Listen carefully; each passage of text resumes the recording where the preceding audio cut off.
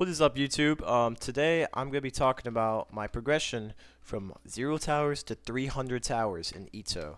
And I've come a very long way, as you can see. Obviously you guys don't know all of that, but I'm going to be telling you my story right now. And hopefully you guys can catch up on what I'm doing now. So, what my plan is for EToH in the far future. So, pretty much I started as a little newbie that plays Tower of Hell all day and difficulty charts. I recently saw EToH in TikTok, and I wanted to try it out, see how it is. And I beat Toast, and I thought, this isn't really my type of thing. I would be wrong, a year later. Because I come back to EToH, and then, beat frickin' Tower of Anger. And then I beat Tower of Madness, and then Tower of Heck, and so on and so forth. I then move on to Ring 2.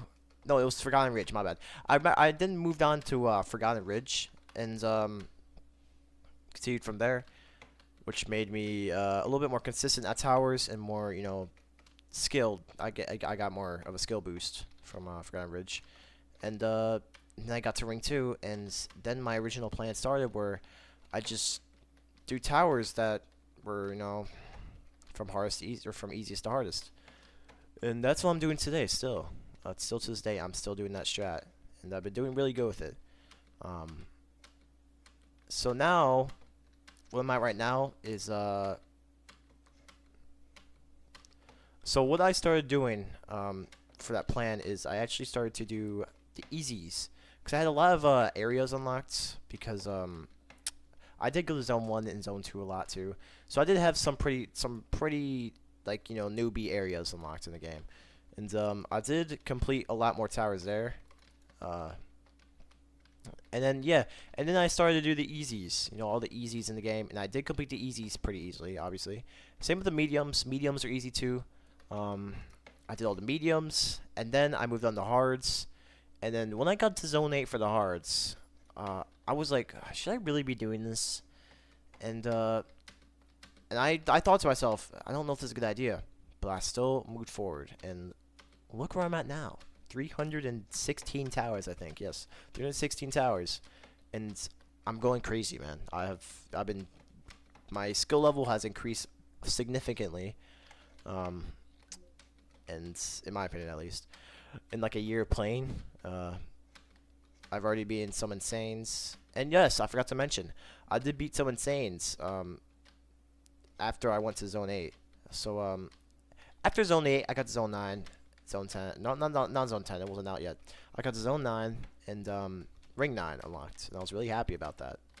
Now after that, I started grinding the difficulties, challengings, and intenses. Intenses were the second hardest difficulty so far. The first one obviously being Remorseless, which I'm doing still, but yeah, intenses were really it had a lot of variety of towers, and I really like variety in towers. I like different types of towers, but yeah, so I got to more skill boost in a bunch of other like tower types, like jank, client object type based towers, and also freaking Pierce, and I love Pierce. I'm a Pierce guy. That's when I found out my tower type, which is Pierced. And then after all the intenses, I moved on to the rems. This is where I'm at now.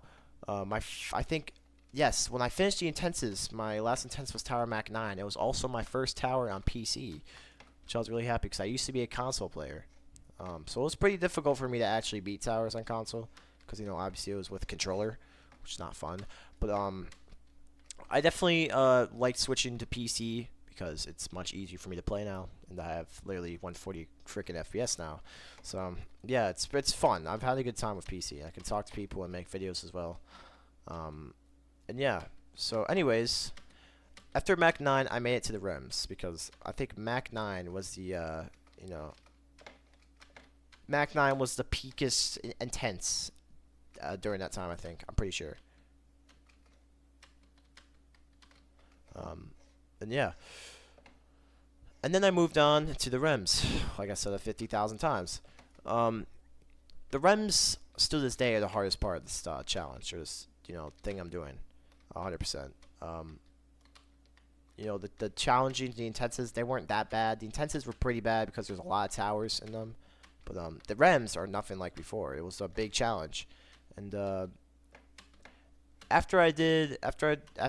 I got to the rems, I only had 6 rems at the time before those before I actually started doing the easiest to hardest in my difficulties. And after beating those 6 rems, I was like, I gotta get more skill in the easier towers, and that's how that plan started. So I started doing that, and now I'm back at the rems, and this is where stuff starts to get tough. You know what I mean? So as I was getting to the rems, right? What the? Where am I? Anyways, as I started to get to the rems, things took a dark turn for the worst, and it started getting really hard for me to actually play towers.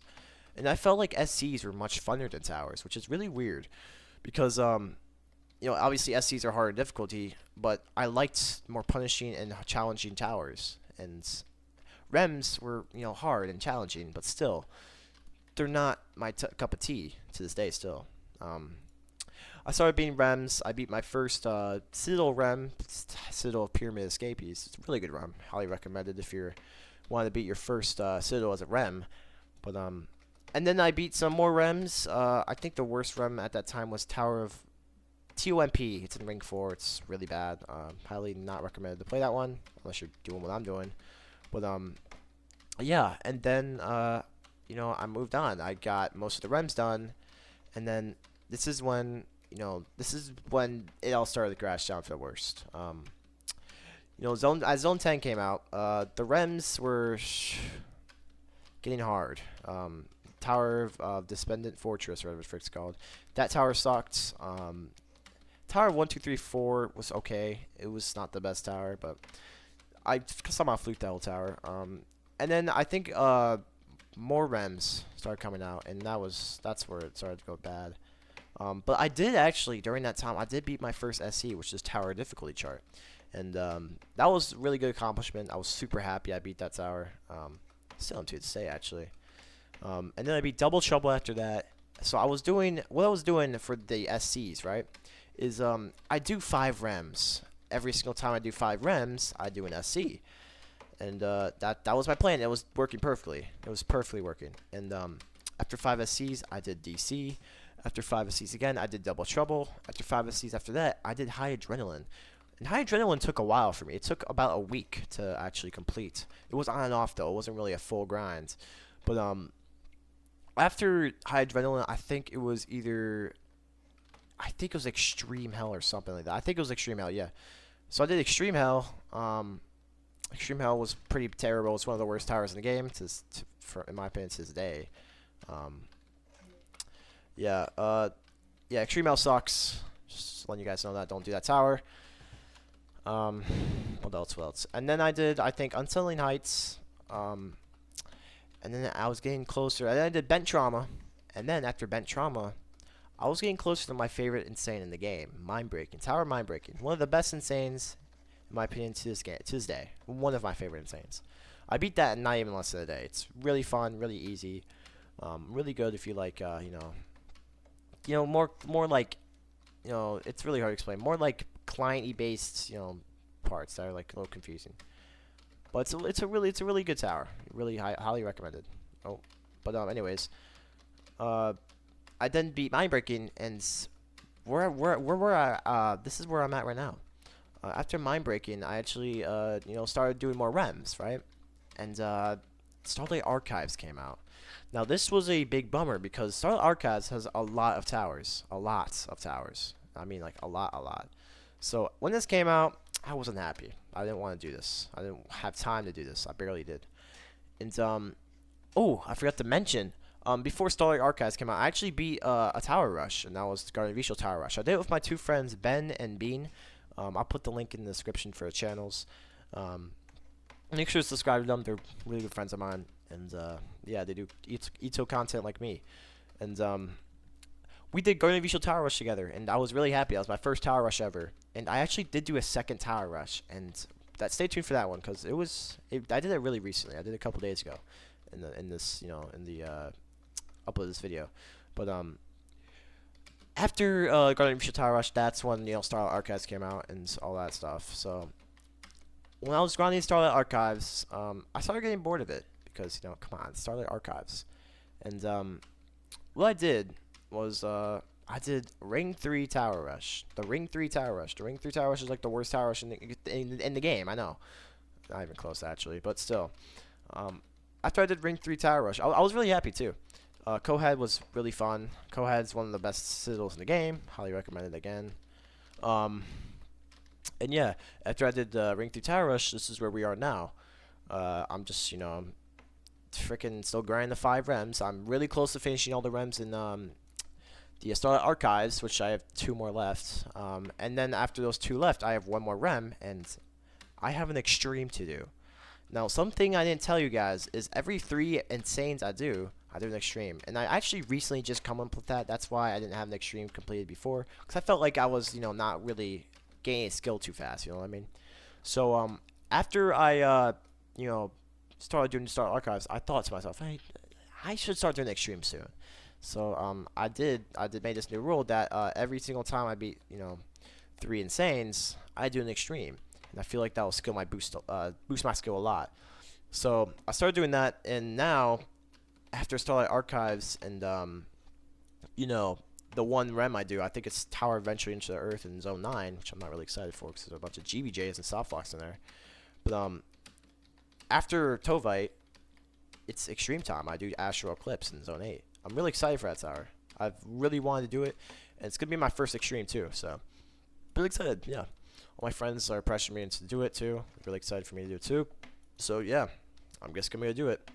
And I don't know if I'm gonna record a video of that, but I'll let you guys know. So, well, that was the video of that was my journey through 0 to 300 towers, which I'm really happy about. And yeah.